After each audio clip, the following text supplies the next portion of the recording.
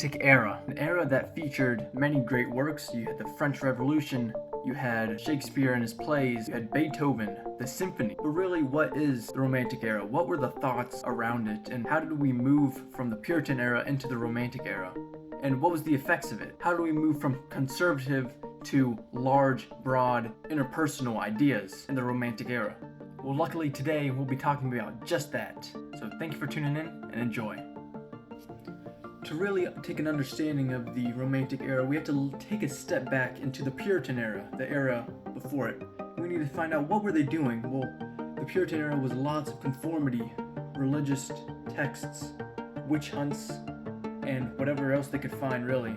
And rather, the Romantic era is quite opposite. It features the individual and self-thought of a person rather than conform to society. People in the Romantic era wanted to take a step towards himself, and this idea was actually outlandish. It was unheard of at the time, because in the era before, in Puritan era, everybody was working. There's small communities, not very well developed and advanced in technology, so you had to work all the time just to provide food.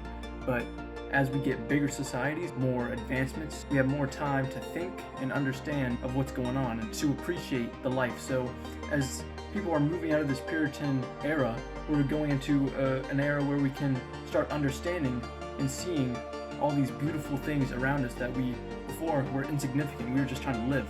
And in the Romantic era, you start seeing this idea that you have more self-worth, you have more importance to society, and that there was more to life than just working, but there was a world, there was nature, there was people, there was yourself to really appreciate. And I really want to take note that the Romantic era was the first all-American era.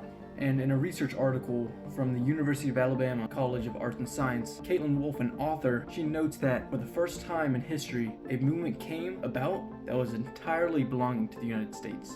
And this statement brings light to the fact that this was all American authors. This was originated in America, and Americans took pride in the fact that we accomplished this, we made this advancement in literature, and really brought a sort of patriotic feel to the country and appreciation of what we've accomplished. An example of this patriotic feel, it's seen in Walt Whitman's poem, I Hear America Singing. And it's all about Americans, the working class, each individual playing their part, their job. You have farmers, carpenters, ship captains, and everybody really working for the same goal, the betterment of our society and ourselves. And his poem really enlightens us and shows an aspect of inward reflection. Each of us has a role. While it may seem insignificant, it all works together in a system, in a society, and we need to learn to appreciate that. That's where these ideas of self-enlightenment and self-worth come from.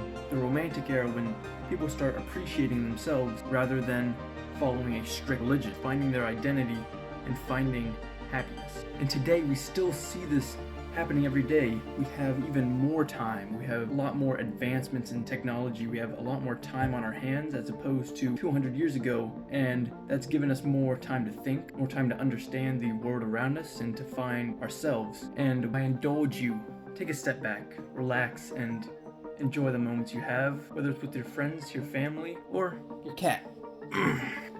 So take a second back and enjoy everything. Thank you.